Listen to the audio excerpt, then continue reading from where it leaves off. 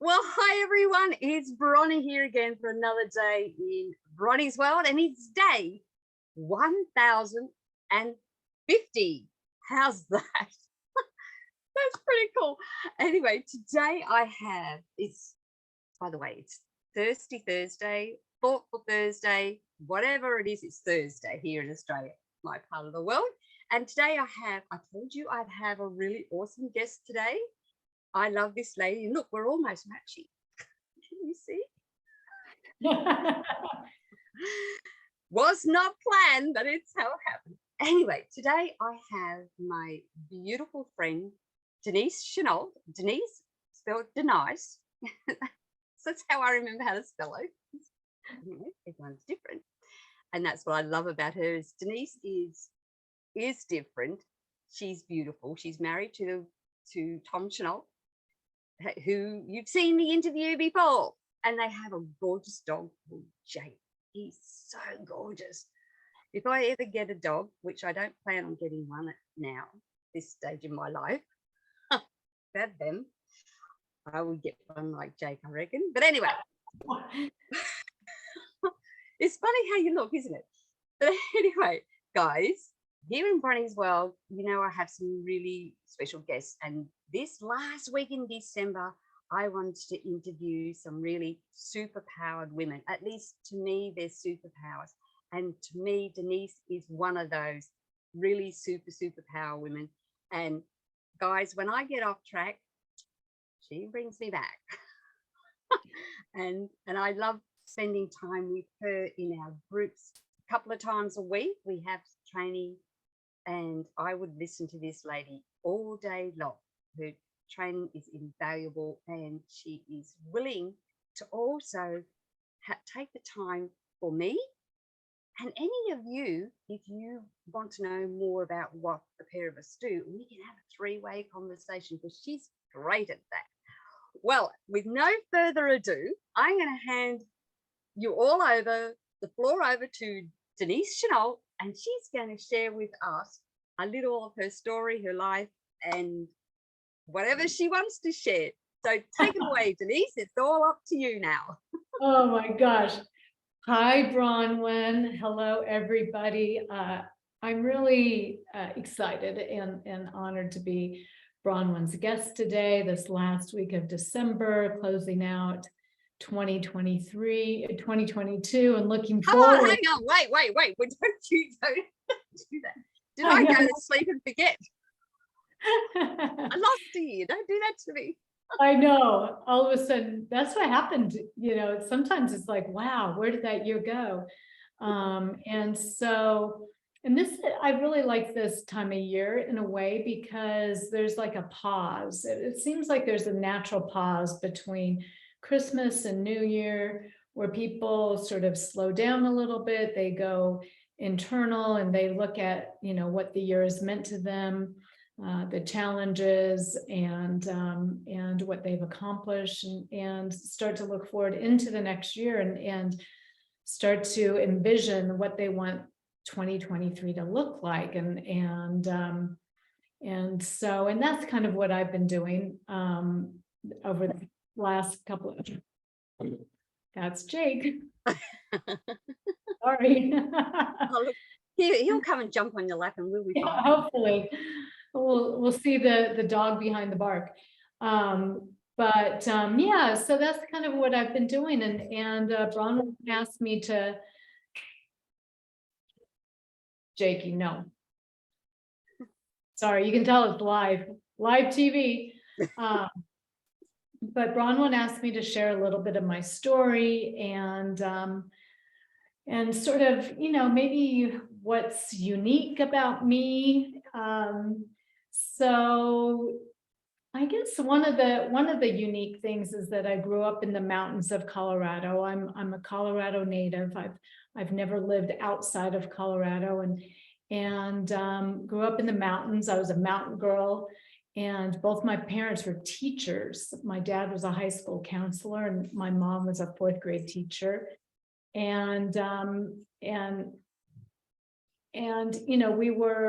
we lived on a teacher's salary in a fairly upper middle class to, hold on, I'm so sorry. Hold on. See, I told you to get to see Jake. Gosh, I'm just gonna leave them outside. But Oh, we're not going to get to see Jake. maybe at the end. But yeah, in a fairly middle class upbringing in a very upper middle class neighborhood, let's say. And I remember always, I don't know, that time of your life when you're little. I was probably 6, 7, 8 years old, and just kind of trying to find my thing. Like the thing, was it sports? Was it piano? It was not piano. I never took piano lessons. But, I just remember, I remember taking ballet lessons, and I was like, clearly it's not dance, because I have 2 left feet, I feel like. But then I found horses, and I took my very first horseback riding lesson at probably 8 years old, 9 years old. And I thought, yes, this is it, like this is my thing. And so living up in the mountains, there were a lot of riding Western pleasure, which was a little slow for me. And then we found a riding instructor that taught hunt seat, so hunters and jumpers. And I was in heaven from that point on. That's all I wanted to do was to be on the back of a horse. And again, my parents were teachers. And it really is, being an equestrian really is, in a lot of ways, they call it a rich man's sport. And so I had to work super hard at being able to compete against people that were riding. I had my first pony was, I think, $2,000 back in it would have been late 70s, right? And which was a lot of money back then, $2,000. But, again, I was competing against people who, their horses were, you just added a 0 onto the back of it. And so that meant that I just had to work super hard. And that's what I did. And I had to, I was the one that was mucking all the stalls, braiding manes at horse shows to be able to knock down some of the cost of doing what I wanted to do. And that taught me a lot of things. First of all, I'm an introvert, and that's also why sports, like team sports, was not going to be my thing. And that's why horses were, because it was just me and the horse. And so, but I found out, even being an introvert, that I was quite competitive. So I rode horses competitively from the age of 10 to 18 and owned 3 different horses during that time, and ended up selling them when I went to University of Colorado. And that was in Boulder. And now I can see Boulder from my office here. I look over the lake to Boulder, and it's about 20 minutes away. And I was at the University of Colorado. I was a communication major. And my dad really wanted me to be a teacher. And so I did actually change my major to teaching for 1 semester. And then there was something in me that was like, there was a different calling for me. Yeah. I just knew, like, the ballet, I was like, this isn't quite my thing. And so I stayed with communication, and shortly after graduating from college, I fell into a personal development course. I was dating someone, and he was involved in this course, and so I ended up taking it up in Aspen, Colorado, one of the most beautiful mountain towns in the world. And I loved the work. It was intense. And it was, it was sort of back in the days of EST and all that. It was an intense weekend course that started on a Friday night and went all the way through Sunday night. And we sometimes worked until midnight or 1 o'clock, 2 o'clock in the morning with people. And I loved that work. And I was in my early 20s. And they asked me actually to be to go into their instructor training program. And I was the youngest person at the time to be in this instructor training program. And, Oh, wow, that's an honor. it was an honor. And that moment, Bron, when that feeling of like, this terrifies me, and yet I know I have to do this, because the process of who I'll become through this. And so I said yes. And I went through a 2-year training program, and in the middle of that, I ended up getting married, and my now ex-husband and I taught courses, personal development courses called Understanding Yourself and Others, through the global relationship centers. We taught all over the country, and actually even taught in Israel, in Jerusalem. Wow. We taught the course at a kibbutz, in a bomb shelter in Jerusalem. And I had a pretty sheltered life up until that point. Being involved with this process and this course really just opened my eyes. And I remember I ended up teaching a course, and one of my next door neighbors when I was growing up in Evergreen, she came to take the course. And during the course, I found out that her dad, there were 3 daughters, and her dad had been sexually abusive to all 3 daughters their whole childhood. And we had lived right next door. And so I had heard stories like this for this time in my life when I was teaching, which was about 6 or 7 years. And what that gave me was this feeling of 2 things. Like I feel like I'm a very non-judgmental person because of it, because I've lived through this experience of other people and what they go through as human beings. And I also learned how incredibly resilient human beings are.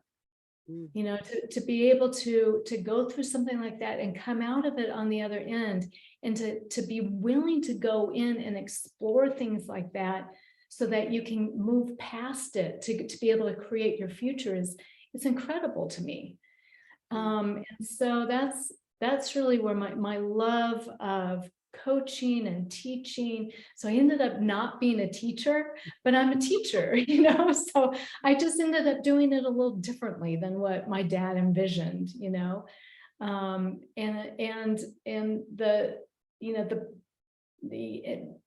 this profession that you and I are involved in, it's really amazing, because at the core of it is personal development. You may not know it when you sign up to, sell whatever product that you've fallen in love with, but you sort of quickly find out that if you want to actually build, an income, a residual income, then the basis of that is being able to relate and be relatable to other people, which takes going inward and going through a process of self-discovery. And so that's not easy for us introverts. Right. But but I do find though that because of us introverts, we don't really like the camera on us. And so we deflect, right? Yes. So like you're doing right now, you ask the questions, the camera's not shining on you. And so it's a very safe place for you to be. So I think that in a lot of ways, this profession is really great for introverts, that we get to just like ask the questions and, help people dream and imagine a different life and then show them the paths to get there. And so, yeah, after I got to, I had my son Dominic at, I guess I was probably 26 or 27, and then was divorced a couple of years later. And I found myself a single mom. And at that point in my life, I was a salesperson. I was selling shampoo like Paul Mitchell, and and I never thought I was a very good salesperson because of exactly what you said. I was an introvert. I'm not like, hey, you got to buy the shampoo.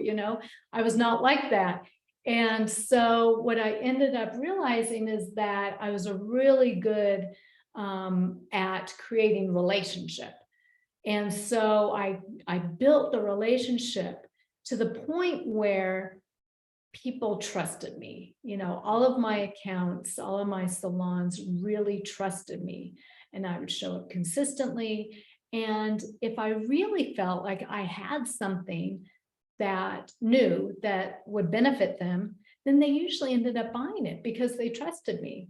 So that was another really great learning point in my life, is that it was all about relationship, and I find to this day that, people, complete strangers, if just by saying hello, asking about them, looking them in the eyes, people tell me craziest things. I was just in the parking lot an hour ago, and there's this older, he's not really a kid, I call him a kid, but he's probably mid-30s, maybe 40. And he lived down the street from my old house, and his father was killed back in August, crossing over the street from my old house. And it was just such a tragedy. And his dad was 84. And I saw him, and I got out of the car and I walked over, and I said, Mark, I haven't seen you here to be able to tell you how sorry I was about your dad. And he said, he said, he's in my room. This kid, he's probably on the spectrum a little bit, probably a little bit more than a little bit. But, and so I was like, wait, your dad's in your bedroom? And he goes, yeah, we had him cremated, and his ashes are in my bedroom. And I said, oh, that's really great. That's great that you're able to talk to your dad, to talk to Tony. And he said yes, but I just find those little moments like that, like that's, the humanity and the connection.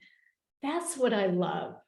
And that's what we get to do in this profession, and so it's been this whole procession.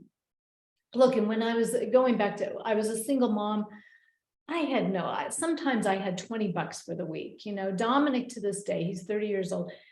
To this day, one of his favorite meals is grilled cheese sandwiches and tomato soup, because that's what we could afford, And I had my car repossessed. The repo man was so nice to me, but he just couldn't help me. I begged him to, like, let me, I just need to drive down and get money from my dad. And, he said, no, we can't do that. But he was, the repo man was super nice. And, I didn't have any cable television. Everything was about ready to get turned off, and that was, I had my little condo that I owned. And I had my son in the school of my dreams, a Waldorf school. They call them in Australia, they call them a Steiner school. Oh, yes. Yeah. Yeah. And that's what I paid for first. I paid for my mortgage, and I paid for my son's school, and everything else, sometimes there was money for it, sometimes there wasn't. And so I've had all those struggles that we all go through. And, you know, and and I'm just as grateful for the struggles as I am for the incredible goodness of God's graciousness in my life right now, because, you know, right now I don't have to struggle financially. And, but I have, you know, and I know what that feels like. And I think that that's really important, is to always know, you know, to be able to have those touch points of being able to connect to people. Well, So, it's the struggles that make us stronger. They can also be destroying too, but I guess if your mindset's in a good place, you see the struggles. Okay, I needed to go through this at the time. You think, why am I going through this? yeah, But when you get out the other side, you think, oh, I now understand why I had to go through that. yes, is so true. It's like you realize that the universe does conspire for you, and that's hard to say. You know, I mean, you know, I have a 30-year-old who has in the past really struggled with addiction, you know, and there have been times that, you know, I have been the toughest in my life of having to, you know, say you need to leave the house, him living on the streets, not knowing where he is, and time. And we have a glitch. We have a glitch. Will Denise come back? Let's hope she does. Had glitches before and they come back unexpectedly. Am I back now? Yes, you're back now. I chatted away until you come back, because that's happened. I heard you. I kept hearing you. You're frozen. Yeah. So I've had those moments of not, you know, of thinking that I'm going to lose my only son, my only child, you know, and in that moment, you know, thinking, not knowing, like, I can't see the goodness. I simply cannot see the goodness. But months later, years later, looking back on it, and I go, okay, you know, if my back wouldn't have been up against the wall enough to go find my own God, my spiritual practice, if that hadn't happened. So that was one of the incredible gifts that I've gotten over the last 12 years of that experience. But yeah, sometimes in the moment, it's impossible. It's impossible to see that there's any good. Especially through the tears. Yeah. Yeah. Those we all have those moments where we're, you know, on the bathroom floor and just in anguish, you know, and if we remember that, you know, that's our humanity. That's in all of us. And you know, I think that there's been so much, especially in the United States, there's been so much divisiveness. Everything at this point has become like a two-team, you know, sporting out. It's like us against them, you know, and Too, sadly. yeah, and it's so hard in that mindset to remember how connected we are, you know, that you're my sister and he's my brother. And you may be a different race, you may be a different religion, you may, you know, have a different sexual preference, but you know what? We're all connected. We're all brothers and sisters on this planet, no matter where we are. And I think that's the beautiful thing about being able to travel and experience other cultures, is you realize on the other side of the earth, you know, I was in Tanzania a couple of years ago, they're just like me. we all want the same thing. We all want to be able to take care of our family, to provide for our family, to have a roof over our head, to be able to feed our kids, to have our family well, and to be able to make a living. That's it. And so that's what travel and I've been able to travel because of this profession, the gifts of being a network marketer. And it is a So gift, isn't it? It really is a gift, because it's something that it doesn't matter the walk of life you are in, you can do it. yeah, yeah. And that's what I saw in Tanzania is the answer to these women that have very little, are in incredible poverty. The answer is being an entrepreneur, even on a little level, and I saw these women doing incredible things, coming together in a village and having a cow fattening project where they would buy a skinny cow, fatten it up, sell it for profit, take that money, and then lend the money to, oh, your kid needs a uniform. They all have uniforms for school. Your kid needs a uniform for school.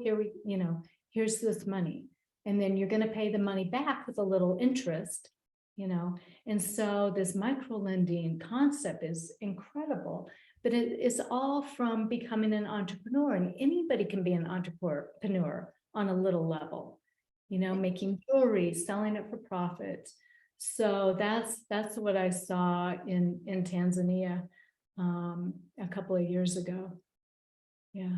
Well, there's more people out there who are truly entrepreneurs that don't realize that's actually what they are. Yeah. A small business person is an entrepreneur. They started up a business. It doesn't matter whether it's bricks and mortar or whether it's online. They're still an entrepreneur because they took that step to create something, to do something, to find an income, and yeah, absolutely. without just a job. Does that make Right. sense? Without being a paid employee, trading time for money. Yeah. And I think there's so much what gets bred out of being an entrepreneur is incredible creativity, and I saw it in these women, like the seamstresses and the jewelry makers. And when you don't have much, you become very creative. Your mind expands. You see a box, you don't see a box as a box, you see a box as a truck, a toy for a child, that you put the tops of a bottle cap, you put a hole in it and use a nail, and that's the wheels, and so the creativity that comes out of being an entrepreneur is amazing, and then go-karts like that when I was little. yeah, right. Being the daughter of a dairy farmer, I bet you got very creative. Well, you had to, because we didn't have much, and when I was Yeah. growing up, we went through sort of many droughts, and as you do here in Australia, that's just the way it is. It's either droughts or floods. It's no in between. And and times were tough. We went through some really tough times. So I think my mother was very creative, and maybe some of that rubbed off on me. But Yeah, I'm sure it did. You just had to make the best of what you had, and resilient. And resilient. Yeah, you have to be resilient when you're a dairy farmer. Yes. Yeah. But I wouldn't trade that. I wouldn't trade that life for anything. Just I can't imagine having grown up in a city. I just can't imagine it. Right. I've lived in cities during our marriage, but we're both country people, and we're back in the country. That's right. We're still in a little village. We're in a little village of about 100 houses, but you know, which is just up the road from where I grew up.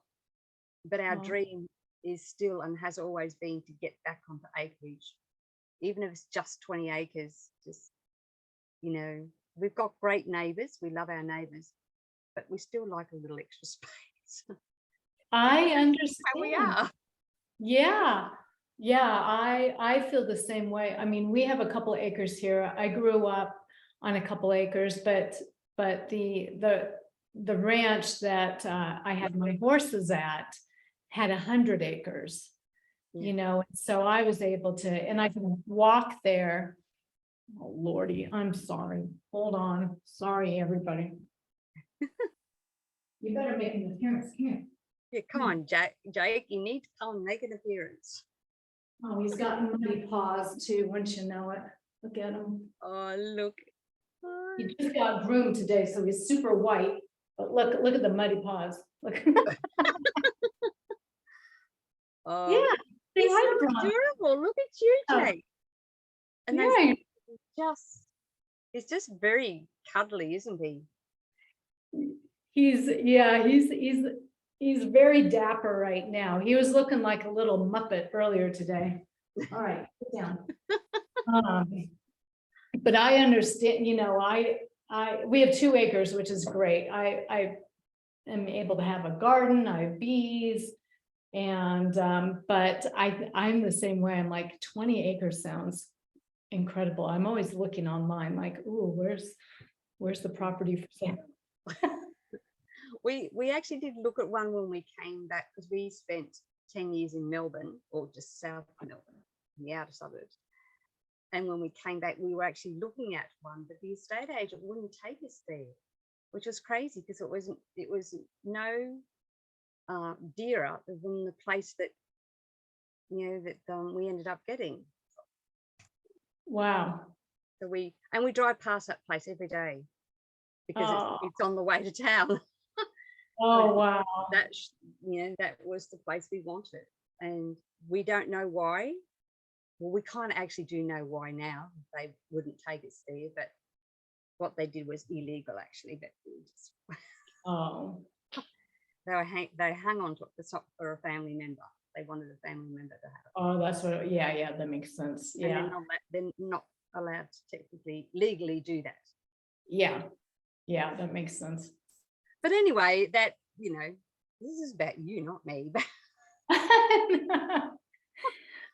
But you have a heart, and look, you know, I love that you love bees, and I love that you have bees. And I was a bit devastated to see that some had died during that really bad snowstorm you had. But It got really cold. I think so. It's been, even though it's gotten warmer, it's been cloudy. And so they tend to come out more so during the winter if it's sunny out. So, but it's actually a good sign that this sounds weird, but that there were dead bees outside of the beehive, because what that means is there are actual bees that are the morticians, that their job is to carry out the little dead ones. And some of them, you know, are pretty efficient, and they just take them out, you know, to like the end, and then drop them off the edge. But some of them are like perfectionists. They take them, they'll push them out, they'll drop down, and then they'll carry the little bodies, they'll fly them away, like away from the hive. And so seeing the dead ones out there, it means that there were still enough alive that they were doing their jobs. So, and I put my ear up to the entrance, and I could hear them buzzing around. So hopefully, you know, there's enough of them that they'll make it through the winter. Yeah, because we need bees. Bees, you know, bees pollinate everything and make things grow. And I will admit, there was a time there that just not that long ago, actually, and they're still here. I heard recently, killing off the bees. They're putting things in their things to kill them off, and, you know, sort of trying to say that there's this disease, but I think there's a little bit. something not quite right there. But I was so thrilled. I get so thrilled every time we actually see bees come into our flowers and think, oh look, they're back. Because for a while there, they had gone.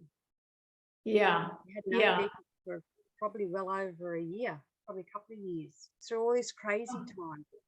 Yeah. And Well, people don't realize, when they like my neighbors, I see them, oh, there's the fumigator, they come out to fumigate for mosquitoes. Well, it's not like they're just this fog that they spray out there is not that it's just targeting mosquitoes, it's killing everything, yeah. and people just don't realize it. And so I know I feel very protective of my little like 2-acre plot.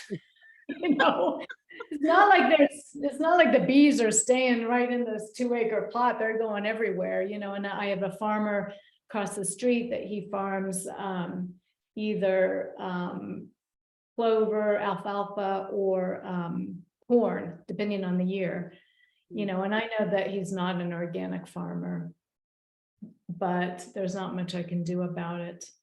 So you just keep your fingers crossed. You do what you can, I guess. Exactly right. I actually have cousins who have an organic orchard. Oh, that's I great. go and help them at times, when they need extra help. Well, you might have seen I've done some of those. My Brownies world from there is picking the oranges, lemons, and whatever we need. Oh, that's lovely. But it's sort of kind of, and actually it was a crazy season. The next lot of blooms and oranges were sort of starting before we'd finished picking the others. Wow. So hopefully that's a good sign. But Yeah. but they really need they have bees out there that you really need the bees. Yeah. Yeah. Thankfully they have organic beef and stuff as well. So. Yes. Yeah.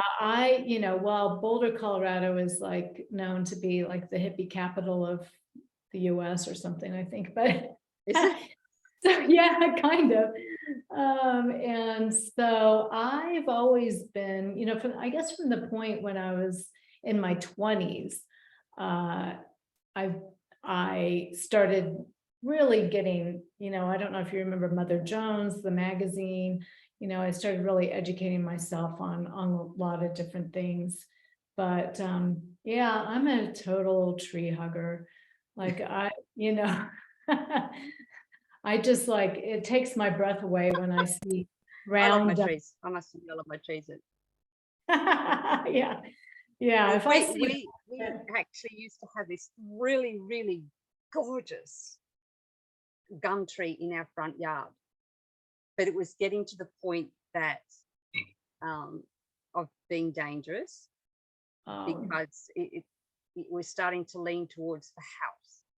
yeah. And the electricity people came around one day and said, do you mind if we get up there and cut off those branches, a couple of those branches, because they're getting too close to the power lines. Yes. And we've been a bit concerned, and we love this tree. I mean, it was beautiful, but it was also, if it had fallen, it would have crushed straight down the middle of the house, in our bedroom actually. Oh yeah. And it was quite tall, so it would have completely crushed the house. And so we said, well, you could take it all down if you like. And to have a tree removed from your property is well over, or even just to get trimmed, $5,000. Yes. Yeah. And they said, oh, okay. And they took it down. So it saved us an absolute fortune. That's right. They left the stump. That was nice. But and we made a feature of it for a bit. But I think my husband eventually. Well, actually, we've got daylilies and things growing around it now. But yeah, sometimes you have to do it. Yeah. Yeah. For safety, it was a safety thing more than anything. That's right. Being mean to the tree. No. Those gum trees are amazing. They're strong. As a rule, they're strong, but gosh, when they come down, you don't want to be in their way. Yes, yeah. Yeah, we didn't have any trees on this property when we moved. One, actually, we had one. And we were able to save it. We built around it. And since then, I've planted, I think, 34 trees. So I just. And you have a lake. And we have a lake. We have a lake. Yeah, I'm looking out at the lake. It's completely frozen right now. Also, do you ever go ice skating out on it? We could have definitely a couple of days ago after the deep freeze, this Arctic front that came through, because we had 3 nights where it got down to like -17 degrees Fahrenheit. And so it was quite frozen, but it's gotten warmer over the last couple of days. So I'd have to go out and look at it. But we often have, coyotes walk across it during the winter, and fox and the varmints. We have the Canadian geese. They come, and we get bald eagles a lot because the eagles wait and see after a very cold night if there's an injured or old goose that got left behind. So it's a little traumatic. If you see an eagle out there, it means that there's probably a dead goose out there as well. Well, listen, we don't want to see them die, but if they're cleaning up the dead ones, it's sort of it's nature's way of cleaning up, isn't it? That's right. It's the circle of life. Yep, just like the Lion King. I love that movie. Yeah. Well, I guess I should let you go and enjoy the rest of your day. Well, Bronwyn, thank you so much for having me. Thank you for everything that you do for our profession, for our company, and for your community. And we just love you, and you always have such a sunny attitude, and are so, you just have a real servant heart. So thank you for who you are in the world. Oh, thank you, Denice. Yeah, you're welcome. Made me go red. Good. Anyway, now I've lost the words. Thank you so much for your time and showing us Jake. I just love Jake. He's so he really has his own personality, that dog. Oh, yeah. I think they all do, but he's just cute. Anyway, well, guys, for my viewers here in Bronnie's World, I always ask you really nicely to stay safe, stay informed, be empowered, but do not live in fear, my friends. And when you're using your entrepreneurial powers, as little or as big as they may be, like Denice, you will be, and have great things like Denice, you will be powerful, beautiful, brilliant, and most definitely very brave, because we all have an entrepreneurial spirit within us. We just maybe haven't unlocked it yet. And if you want to unlock that, reach out to us, because I would love to have a 3-way conversation with you and Denice, and let us help you unleash that entrepreneurship within you. So God bless you all, and thank you for coming to Bronnie's World on this day 1050. How's that, Denice? 1000. That's amazing, Bronwyn. That was pretty good that you come on and we'll catch you again here tomorrow in Bronnie's World. See you now.